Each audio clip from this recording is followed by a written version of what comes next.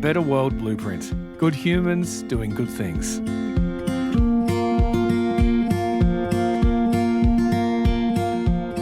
The world can be a scary place, particularly if you watch the news.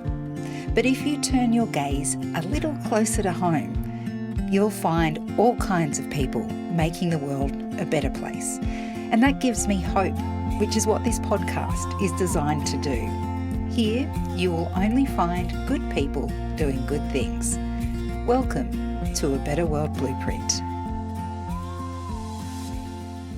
Ren Fernando trained as an architect, but it was while raising money for charity through running that she discovered a need so great she couldn't ignore it. She saw desperate people finally finding safety in their own house without the many things it takes to make that house a home. Together with her friend Ben Stammer, she founded Relove, a charity that recycles furniture and household items to those in need, particularly those fleeing domestic violence or those experiencing homelessness. I hope you enjoyed this chat with co-founder of Relove, Ren Fernando. Hello, Ren, and welcome to A Better World Blueprint. Thank you. Thank you for having me. What led you to this work? Did you have a particular wake-up moment before you decided to do all of this? Yeah, look, I mean, we call Relove very much between Ben and I an accidental charity. Ben's my co-founder. It really was something that we bumped into this need, and, we certainly didn't think that this would be something that we would be doing in our life, but I think we were just the right people at the right time that saw this problem, and it was very difficult to look away, and a whole bunch of things, how those funny things happen in life when a whole bunch of things just sort of fall into place. And we had actually been running a running group, and it was just an idea. So Ben and I are friends. Actually, we met volunteering for a different running group, raising money for cancer. And then we thought, look, we really wanted to create our own social good running group, which was focused around practical ways of giving back, because it was around that time of the bushfires, and, what we were seeing was that there was a lot of money going places, but we just sort of felt, where was the practical help? And it just took so long to get through. And so we started a running group in 2019, which, cast your mind back, was just before COVID. But the idea of the running group was we'd provide free running training, and all people needed to do was get involved with any of the projects that we came up. We were called the Run for Good project. And along the way, we bumped into this very undeniable problem that when people access safe housing, there's no way to support them by furnishing a home. And that really sort of, if you remember the time during COVID where you could only leave the house with one other person. So that is obviously a pretty difficult time to run a running group because you can't gather. But what were people doing at that time? Everybody was at home, and this is in Sydney. Everybody was at home, and I refer to that time as the Great COVID Spring Clean.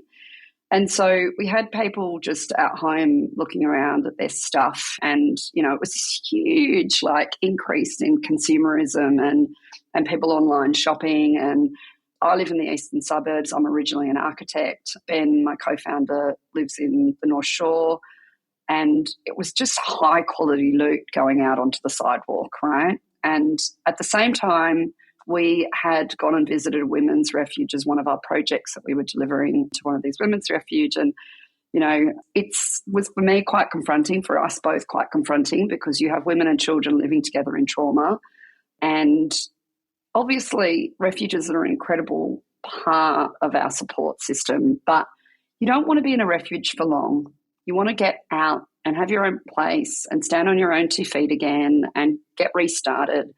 And when I asked the question, what at the time, the refuge was full, one of the factors, of course there were many, but one of the factors was that while people could still get into housing, there wasn't any real way of furnishing that home. And if you think about the logic of, particularly if you've escaped a domestic violence situation. But even if you've been long-term homeless, or you've just been in contact, or exited the prison system coming out of incarceration, you can't take stuff with you, right? So it leads to this problem where people are getting into housing, and we know housing is a problem, but when you're in housing, if you're sleeping on the floor, you don't have any chance of success.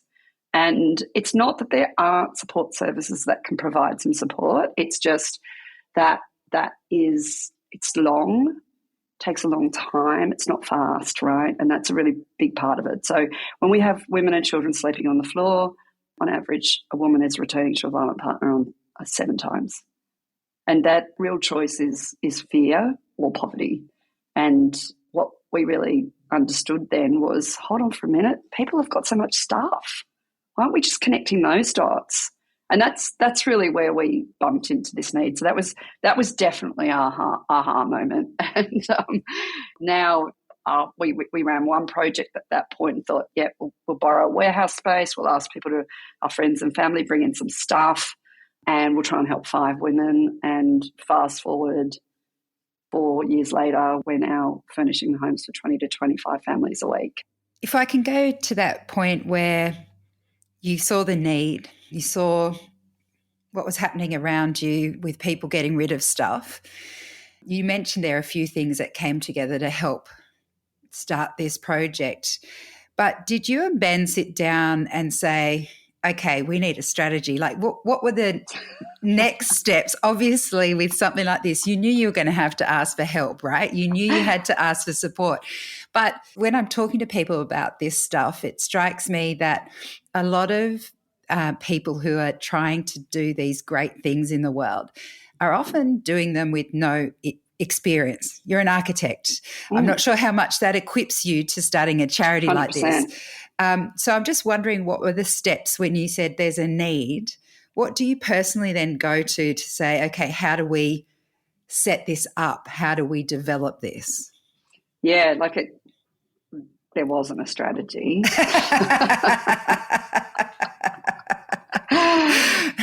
The type of people Ben and I are people that just, grab a problem and run at it. So you only need to see a mum sleeping on the floor on her clothes with her children on the air mattress. You only need to see that once. We've seen it more times than you can count. And we were just very, very driven to want to do something about it. I think we're very fortunate as co-founders that we have very different ways of operating. And I come from this sort of design background, creative, divergent thinking background. Ben's an investment banker, 20 plus years at Deutsche Bank. We've got pretty good skill sets to try and come up with something and deliver on it. I think that has been a lucky thing for us, and we're very good friends, so that helps. But it took a while to actually understand the scale of this problem. So it took a while for us to think, wow, we really have to do something about this. We can't look away from this because it's not happening the way it needs to happen. And I think that's a sort of progressive thing. So, our first project where we tried to help 5 families, we set out to do that. And then, people kept asking, could you support some more families? And a lot of our community around us kept saying, hey, we've got some stuff. Would you like it? We'd love it to go to somebody who needs it. And we just kept on asking because in the beginning we were actually working directly with charities where we were trying to create projects for them.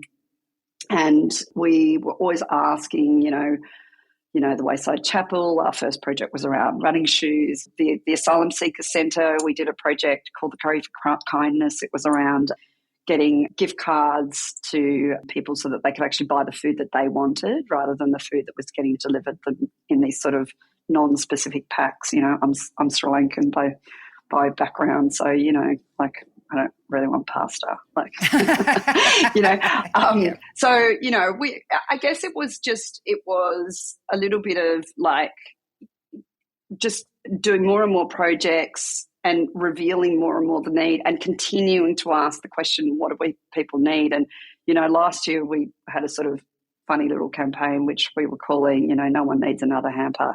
It's no one needs another Christmas pudding. Like it's not that we don't need a hamper, but Yes. It really was around that, asking people what they need, and then slowly over time we obviously kept on being asked for the furniture. The furniture was a really critical missing piece of the puzzle.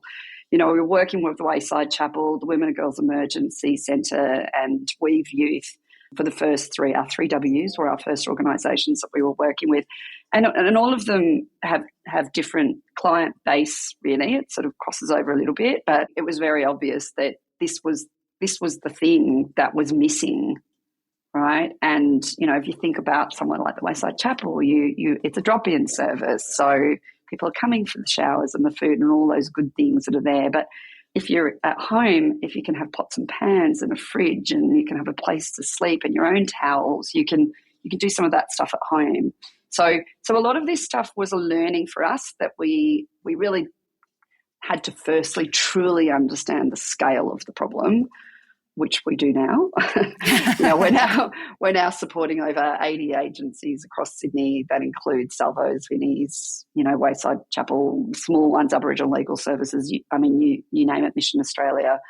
All of those agencies are referring people to us when they access safe housing. So, it wasn't really so much a strategy. It was just continuing to ask the questions, continuing to respond to the need, and then coming up with ideas about how we could do it better.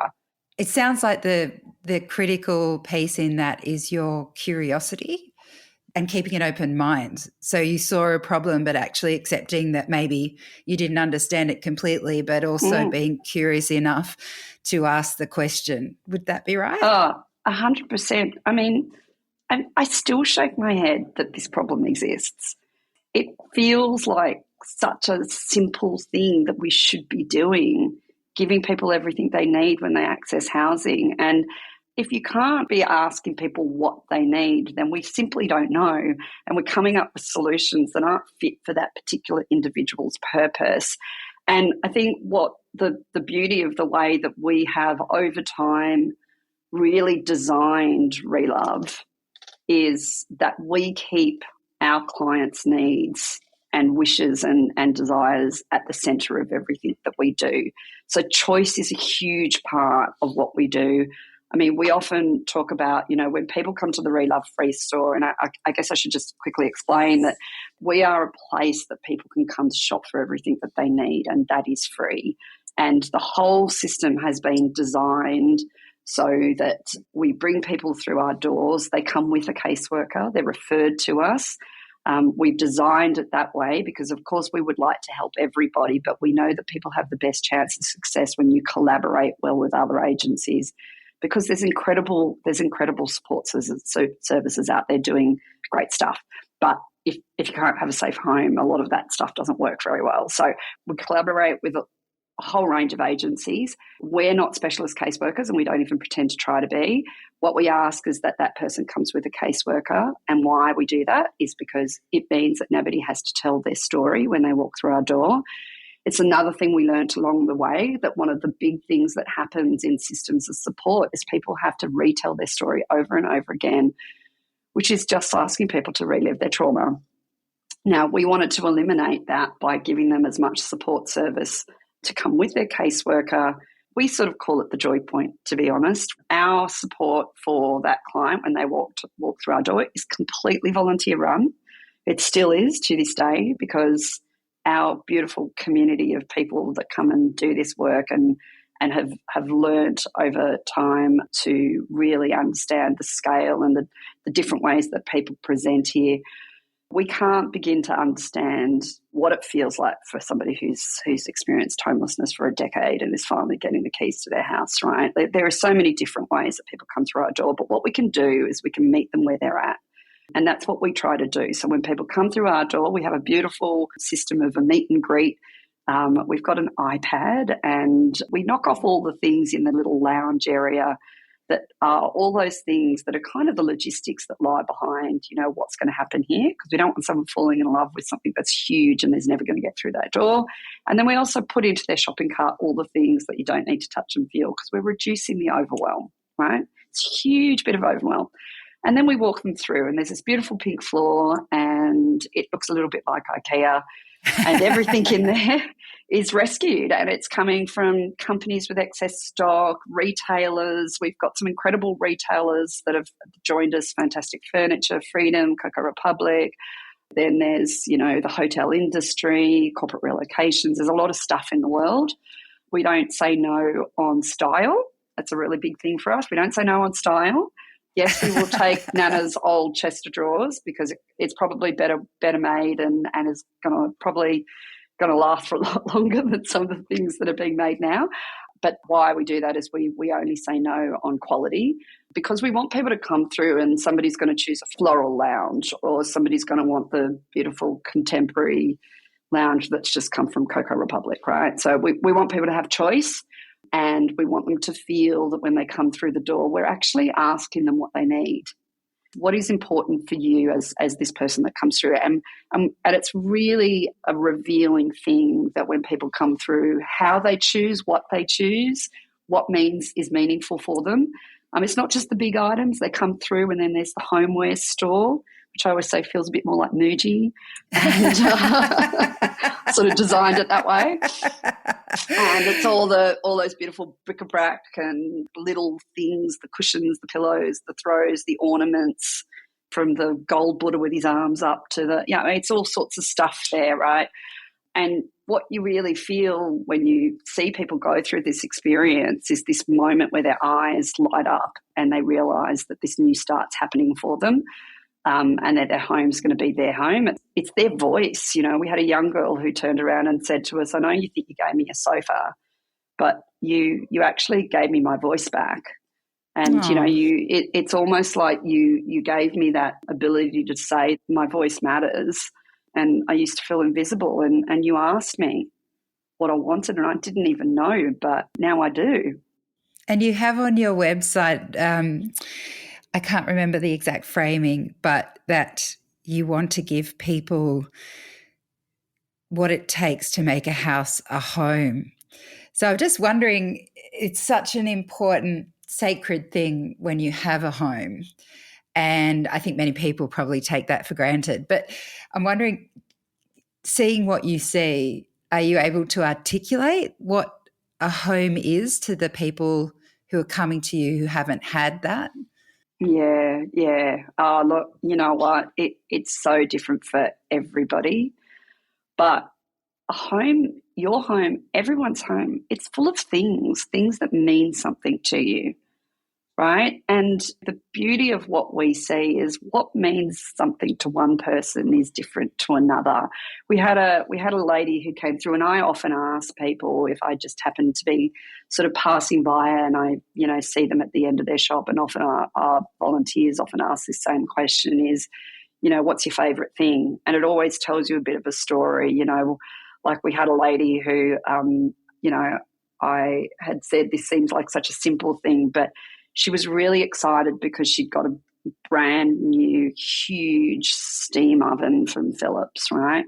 Again, excess stock donated to us. And I said to her, well, that can't be your favourite thing,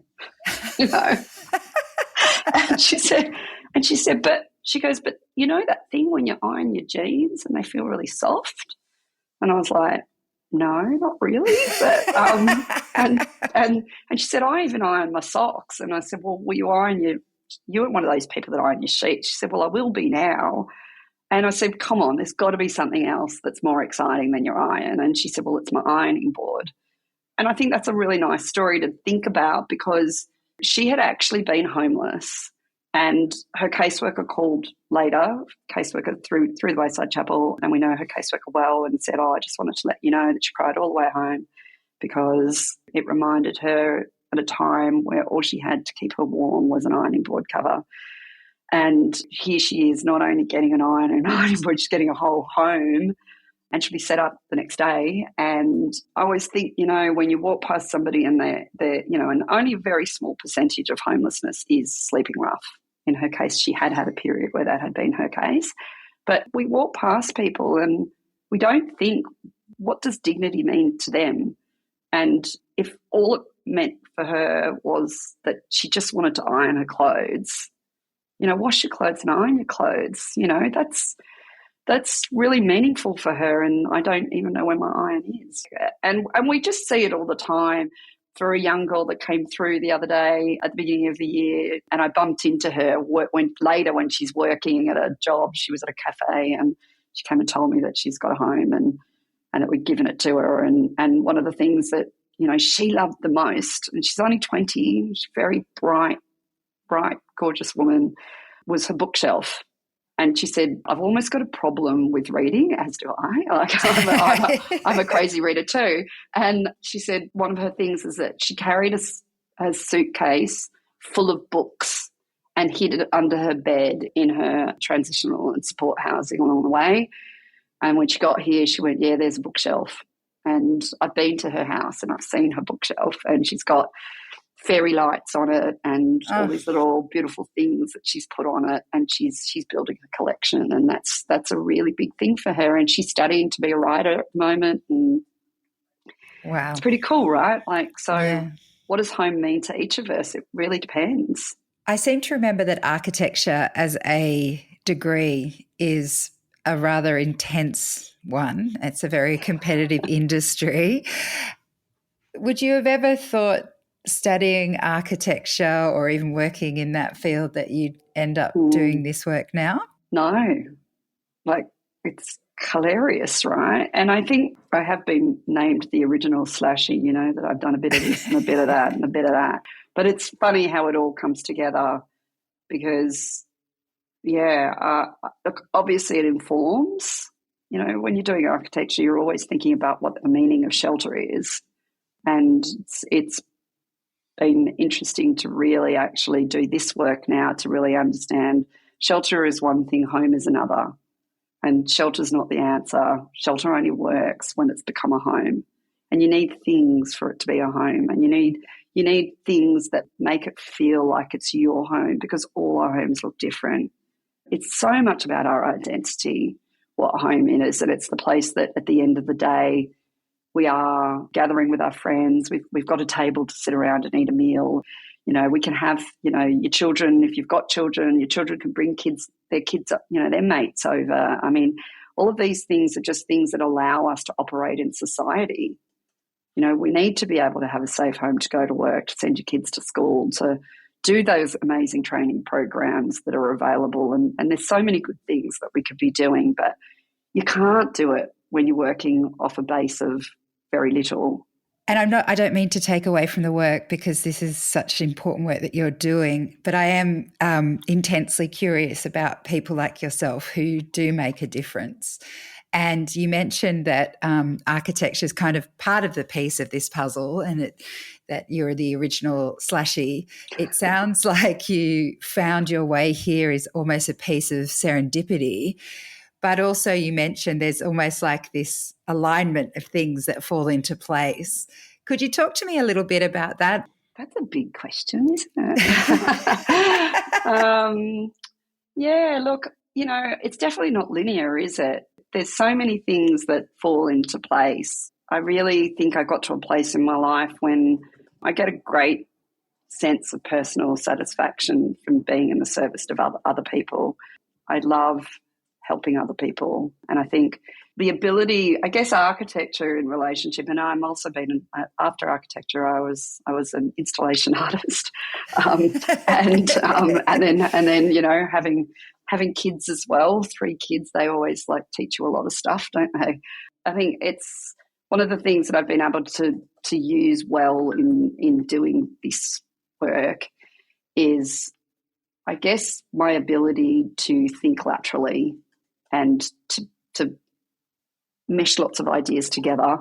And between myself and Ben, my co-founder, we are both very driven by, wanting to help other people. And we're able to sort of knit together all of the mechanisms that need to happen to make this happen, and to bring community on board. This isn't about the two of us. Yep, we got it started.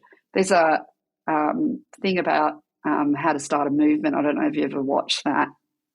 Ben quite likes that one. But it's the crazy guy, and he's dancing at a festival. He's dancing by himself. It describes us perfectly. It's this crazy person dancing solo on the side of a hill at a festival, and everyone's lying around. And then before you know it, there's one other person that comes on board, which is the first follower, and the first follower is almost the most important part of the puzzle. And then that starts to bring more people on, and then before you know it, everybody on that side of a hill is dancing this crazy dance. And I think that's really what's happened with us. Yes, we saw the need and we started it, and we are so proud of the community of people that have come together to make this happen. We are primarily volunteer run. We have a core staff now, but the reality is even the entire shopping experience is run by volunteers. Obviously, we have to have people on trucks and vans that know what they're doing, but our ability to bring people on the journey, I think that's a skill set, but it's well past who we are now. This is a rolling stone, and it's just such a pleasure to be part of it, and people walking alongside people who need it, and then them getting back up on their feet. And we often have people who we've supported come back in to help other people, and it really shows you the power of community, and it gives you great faith in humanity. It does sound like something most of us don't get to see unless they're volunteers, unless people are volunteering and taking part. I think we often look around and think that we're very individualistic and people aren't as caring, that you obviously get to see that real benefit of when people step up. And maybe it's an age thing. Maybe there's a point where people start to want to give back more. That does not mean at all that we don't have young people that get involved and really love it as well. We definitely do. I think that it's very powerful, and we actually had a beautiful volunteer who'd been volunteering with us for a while, and now she's got a job and she's had to go back to work. And we were having some drinks with her on Friday night just to say thank you for all of the time. She put a lot of time in.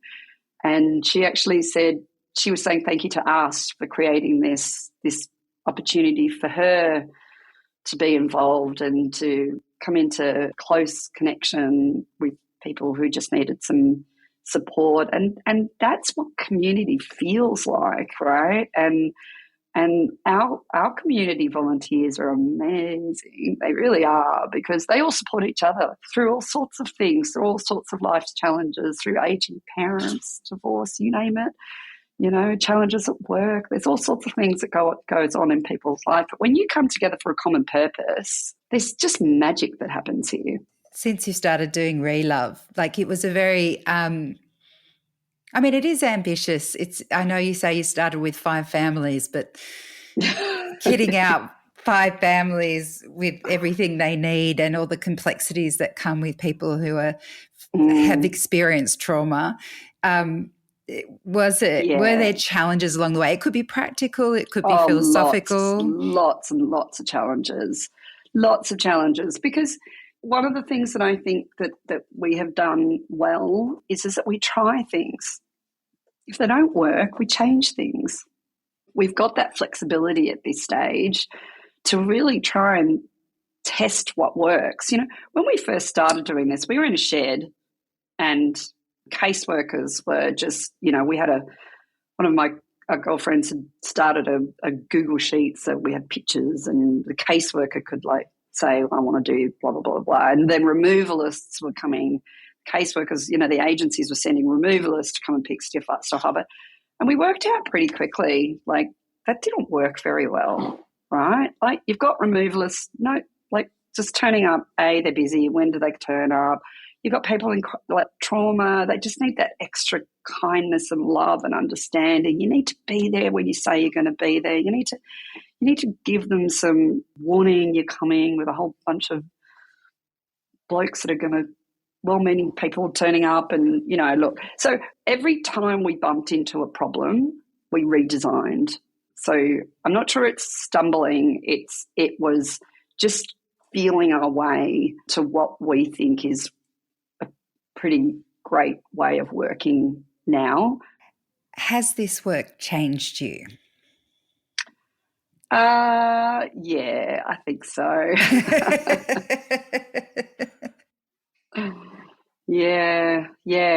It's it takes a bit of grit, to be honest. And I think growth feels like it's a good thing.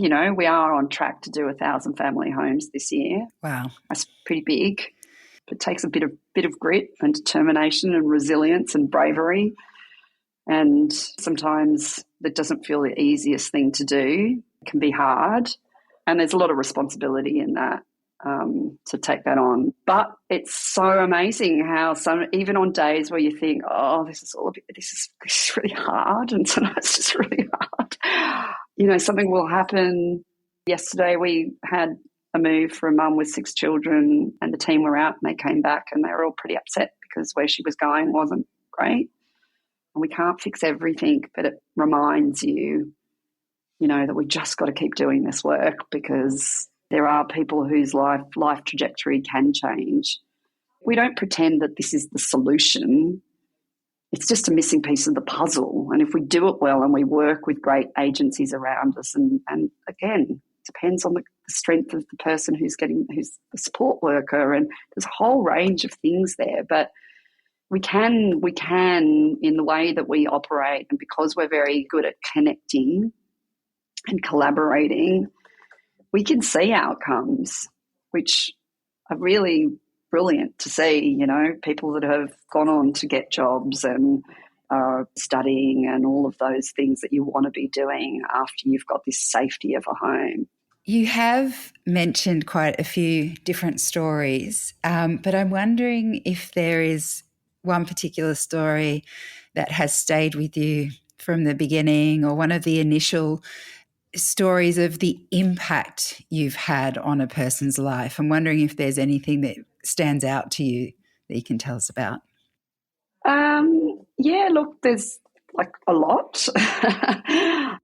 I think one of the ones that really taught me something along the way was a woman that we met, who came through, and she had experienced a domestic violence situation that had made her flee her home and the state in which she was living, with her 4-year-old child, and making her way to Sydney. And finally, after spending a bit of time trying to get into a refuge, sleeping in a car, and getting into a refuge, and finally getting into some housing. And in her case, some of the housing that she got put into was actually a pretty good apartment. It's quite far west, but a good apartment.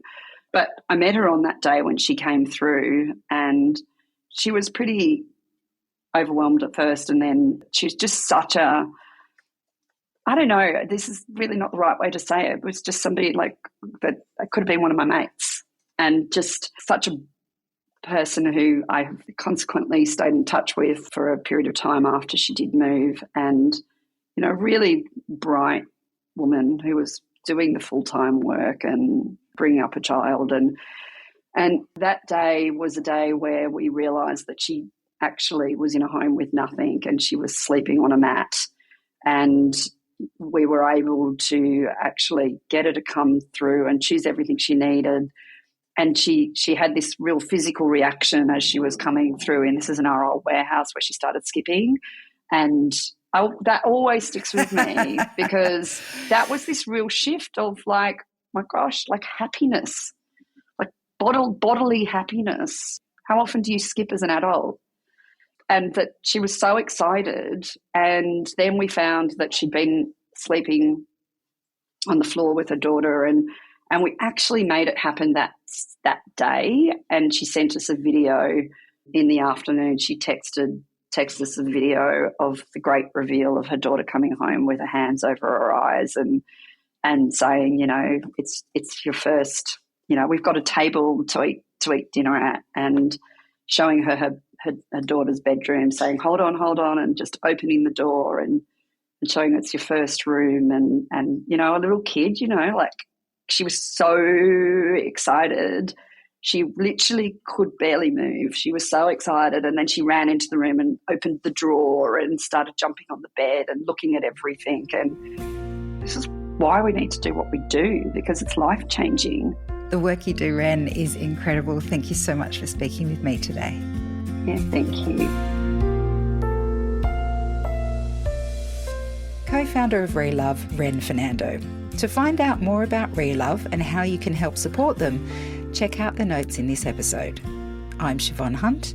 See you on the next episode of A Better World Blueprint.